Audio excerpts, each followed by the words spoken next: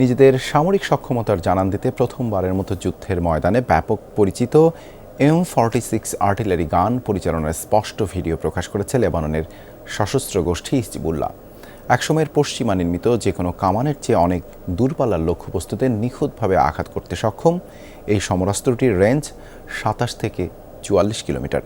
সেকেন্ডে প্রায় 930 মিটার বেগে সরাসরি আঘাত করে ছিন্নভিন্ন করে ফেলতে পারে যে কোনো টার্গেট। যুদ্ধবিরতি ঘোষণার ঠিক পরপরই হিজবুল্লাহর এমন একটি ভিডিও প্রকাশ করা নিয়ে সংশয় প্রকাশ করেছেন অনেকে। সিলন টি রপ্তানিতে শীর্ষে।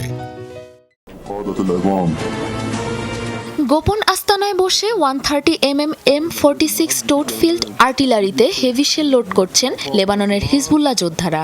বিকট শব্দে সীমান্তবর্তী ইসরায়েলের কিরিয়াত শমনা শহর লক্ষ্য করে চলছে গোলাবর্ষণ।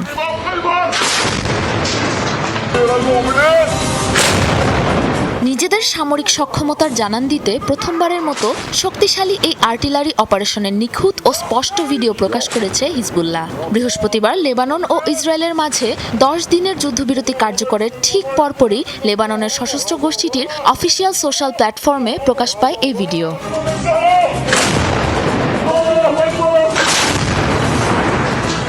দীর্ঘ সময় ধরে বিশ্বের অন্যতম সেরা আর্টিলারি সিস্টেম হিসেবে ব্যাপক পরিচিত দূরপাল্লার কামানটি 1950 সালে তৈরি করে সোভিয়েত ইউনিয়ন।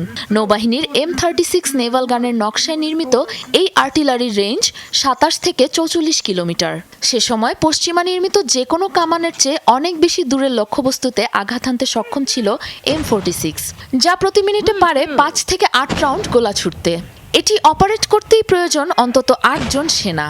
প্রায় 7700 কেজি ওজনের এই আর্টিলারির সবচেয়ে প্রধান বিশেষত্ব এর লম্বা ব্যারেল এবং সম্মুখে থাকা মাজল ব্রেক, যার সাহায্যে প্রতি সেকেন্ডে 930 মিটার বেগে সরাসরি আঘাত করে ছিন্নভিন্ন করে ফেলতে পারে টার্গেটকে।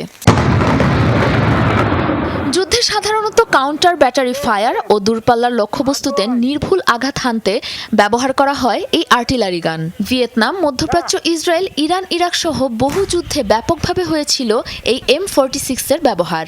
এখনও রাশিয়া ইউক্রেন যুদ্ধে কার্যকর ব্যাকআপ হিসেবে এই আর্টিলারি ব্যবহার করছে রুশ সেনারা। সাময়িক যুদ্ধবিরতি ঘোষণার ঠিক পরে হিজবুল্লাহর এমন ভিডিও নিয়ে সংশয় প্রকাশ করেছেন অনেকে।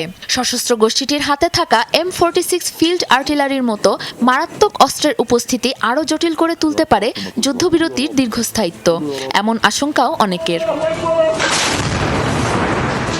সাবরিনা নুসরাত, যমুনা নিউজ।